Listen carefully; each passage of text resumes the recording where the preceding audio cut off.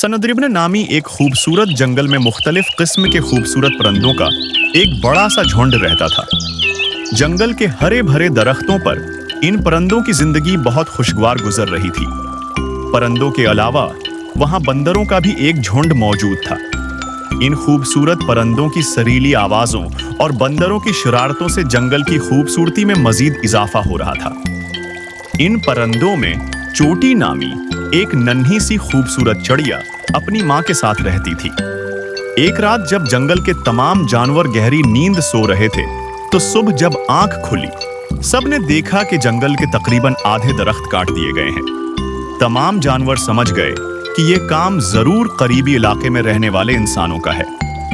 उन कटे हुए दरख्तों के नीचे दबकर कई छोटे बड़े जानवर मर चुके थे, जिनमें चोटी चिड़िया की मां भी शामिल थी। चोटी चिड़िया अपनी मां के बेजान जिस्म के करीब बैठी रोती रही।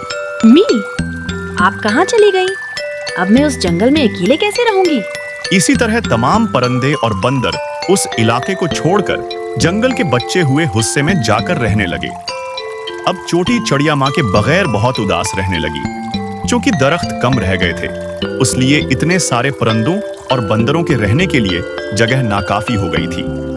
दरख्त कम होने के बाद जंगल में फल भी बहुत कम हो गए थे, जिसकी वजह से परिंदों हुआ के साथ साथ उड़ने की सलाहियत भी कम हो गई थी और बंदरों के दरमियान झगड़े शुरू हो गए। जंगल की वो पुरअमन और खूबसूरत फजा अब खत्म हो चुकी थी।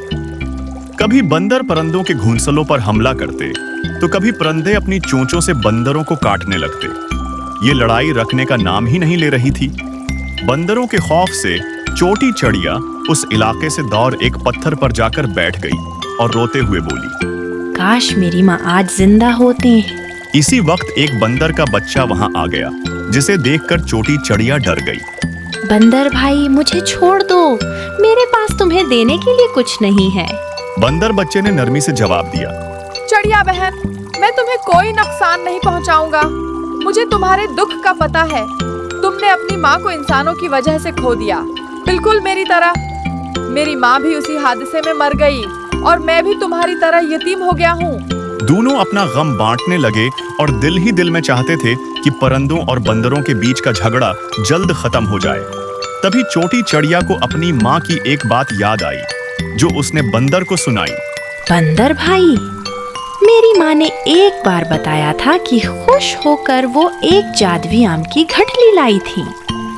अगर हमें वो मिल जाए तो हम इस जंगल में दोबारा अमन ले आ सकते हैं। लेकिन वो गठली अब मिलेगी कहाँ? माँ ने कहा था कि मैं उसका इस्तेमाल सही वक्त पर करूं और उसे यहाँ से थोड़ी दूर एक बड़े पत्थर के नीचे दफना दिया था। दोनों ने घटली की तलाश में उस बड़े पत्थर तक सफर किया, मगर वहां खुदाई करना उनके बस की बात न थी। इतने में वहां से एक हाथी गुजरा।